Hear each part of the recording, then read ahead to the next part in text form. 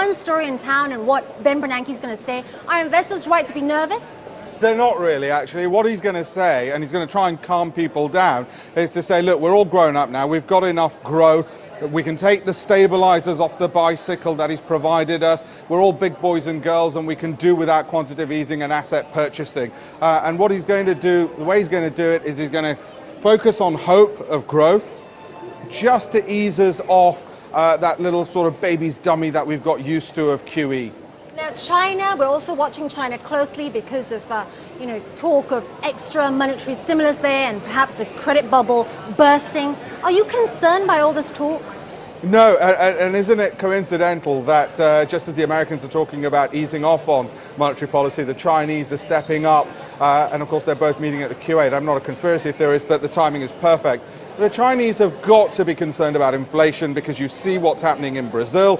Too high rises in prices and you're going to get social unrest, and the Chinese don't want that above all else. So it is interesting that they're thinking about monetary easing and lowering interest rates, and that's a good boost to emerging markets, just as the emerging markets get concerned that the Americans might stop asset price purchasing. And of course, speaking of emerging markets, we've seen the demonstrations in Brazil after Turkey.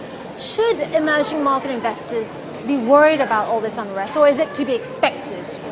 Well, there's two things. One is the investors. Now, you look at any long-term chart of growth of a country in terms of GDP, and it directly correlates to the market capitalization of its stock market. So over 5 to 10 years, of course, we're going to have to be in emerging markets. Over a 12-month period, 24-month period, all these politicians are going to get the votes based upon selling you hope of greater wealth. And of course, when they can't deliver, you get 200,000 people in Brasilia, as you saw over the last 48 hours, protesting, because sooner or later we get tired of all their promises. That's all that's happening. It's short-term volatility, but longer term, you've got to go with the countries with the greatest growth rates, and those are going to be, of course, countries like Brazil, China, India. Right. And let's come back to Germany, because we also had a big data point from Germany today. The ZEW showing a slight uptick.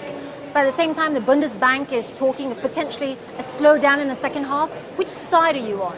I'm definitely on the side of growth, and the reason I'm on the side of growth regarding Europe as a whole is, first of all, the Germans have got through this magnificently well, this whole European debt crisis, but also just look at the fact that that is the world's largest trading zone. You're looking at a $16 trillion economy in the EU, even if you get no growth at all, and there's only one direction left to go, given that we've gone through all the debt crisis. The only direction left is going to be upwards, because we've got through the worst of it.